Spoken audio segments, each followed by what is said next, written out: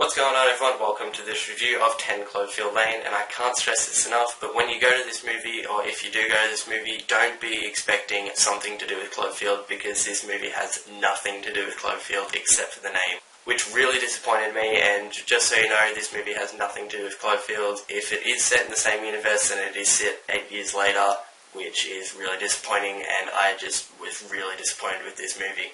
Also, this review will have spoilers in it, so if you have not seen the movie and you don't want anything spoiled, then don't watch this. But if you have seen it and you just don't care about spoilers, then just keep watching. So, this movie has Mary Elizabeth Winstead, or Winstead as I've heard it said differently, but it has Mary Elizabeth Winstead, or Winstead, John Goodman, and John Gallagher Jr. So, as the trailer show, it's about Mary Elizabeth Winstead's character being abducted or kidnapped by John Goodman, and he has been keeping her and John Gallagher Jr.'s character in like this underground bomb shelter sort of thing, because the movie also doesn't really explain this, but there's something that's happened sort of outside, and people I think are just going a bit crazy, like I also said in the Cloverfield trailer review. So yeah, this movie doesn't really give you a lot of what's going on, but it sort of gives you little bits, and you've sort of just got to piece together what's happened. So, in my opinion, I think that sort of something's happened, maybe in the earlier Cloverfield movie that's happened, and that sort of... So let's talk about the good things in this movie. Dan Trachtenberg's direction in this movie is really well done. The camera works, the suspense, there's a lot of tension in this movie, and it's just really, really well done. The characters are also... I was about to say the characters are good, but John Goodman's character is just not a good character. He's really unstable, he's really freaky, he just doesn't... He's just not all there. But John Goodman in this movie, he is just the best character in it. He's the most interesting, he's the greatest actor in it. Like, he is just really intimidating in most bits. It's like there are some bits where they do something that he just doesn't like, and he just snaps and just like starts screaming at them. And the camera work is also well done, because it makes the audience afraid of this character, and there are moments when it's sort of, you don't know what's going to happen, and it's just really, really well done. So Mary Elizabeth Winstead and John Gallagher Jr.'s character, or Michelle and Emmett, they are sort of planning to sort of get out, and they don't want John Goodman's character to know, so they're sort of secretly making this hazmat suit so they can escape out of the bunker, because they just don't trust him at all.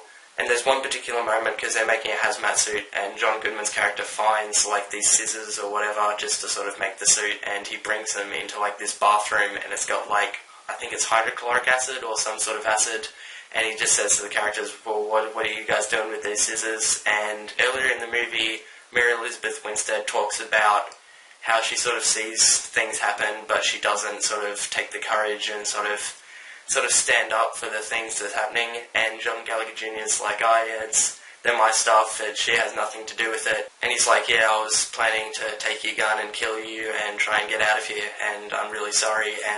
And that moment, there's a thing that happens where John Goodman's like, oh, so are you sorry? And he's like, yeah, man, I'm really sorry. And John Goodman's like, yeah, I accept your apology, and then just shoots him right in the face. And that is really well directed, because after that, it cuts to Mary Elizabeth just like screaming, and you can't hear anything. It's got like white noise and ringing, and you just see her freaking out. And John Goodman's like, no, it's okay. He was the bad guy, and he wasn't the bad guy. He stood up for Mary Elizabeth, and like her story foreshadowed, she just sort of stood there and watched him sort of stand up, and she did not do anything. And so that sort of, it really sort of scares her, and she just starts to freak out. But also showing that John Goodman's character isn't stable. He sort of just goes up to her later in the movie, just sort of, I think, a couple of minutes while she's standing in her room just crying. He walks in with like a bowl and a cone of ice cream, and he's like, hey, do you want some ice cream? You know, it's happy, fun life. We're going to eat some ice cream before dinner, because, you know, we can do whatever we want. And that is just,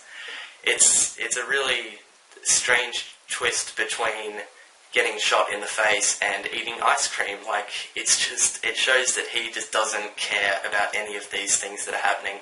So he's about to leave, and he actually sees the hazmat suit under Mary Elizabeth Winstead's bed, and he's like, hey, what's that? And he like just flips out. She starts running.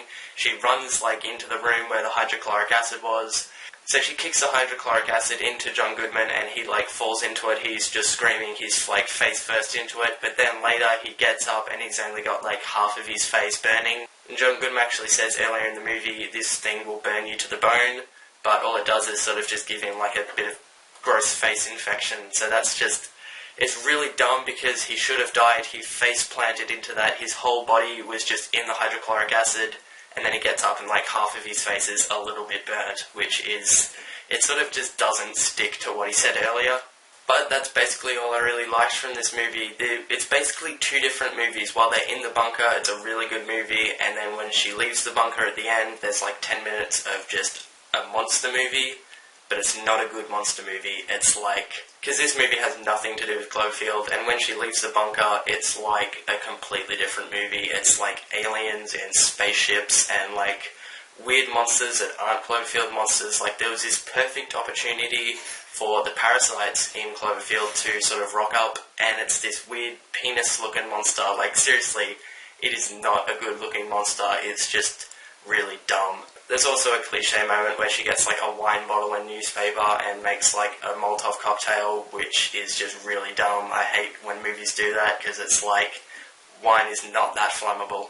And the ending to this movie is just like this big spaceship. I don't like this because it's just an alien invasion movie, not a Cloverfield movie. And it ends with her like driving to this city, and it like there's thunder and lightning, and in like the lightning you can see this spaceship, which then sets up for a sequel, which isn't really a Cloverfield sequel. It's more like an Independence Day prequel. Like, seriously, this movie doesn't work. It doesn't work as Cloverfield. It works more like an Independence Day movie, which actually works well because, you know, it's leading up to Independence Day, but it shouldn't lead up to Independence Day because it's got Cloverfield in the title. And I've seen other reviews of this, and they always say, hey, you don't go into this movie expecting Cloverfield, which, I mean, I did at the start, but they say don't expect to see Cloverfield in this movie, but it's got Cloverfield in the title, so it's kind of like, hey, look at this movie, but don't expect what we're telling you, just expect this completely other different movie. It's just really dumb. It's really misleading. So I'm actually going to split this movie into two different parts. The movie Inside the Bunker gets a 7 out of 10, it's really well done, and the movie when she gets out of the bunker gets a 3 out of 10, because when she gets out of the bunker, there's this just really bad CGI movie. It's really, really irrelevant. It just does nothing to do with anything, and I just hate it so much. So thank you guys for watching this review. I was really disappointed by this movie because it's called Cloverfield. I'm a massive fan of Cloverfield, and it has nothing to do with Cloverfield, and that's just really disappointing. So thank you guys for watching this review, and I will see you guys in the next video. See yas.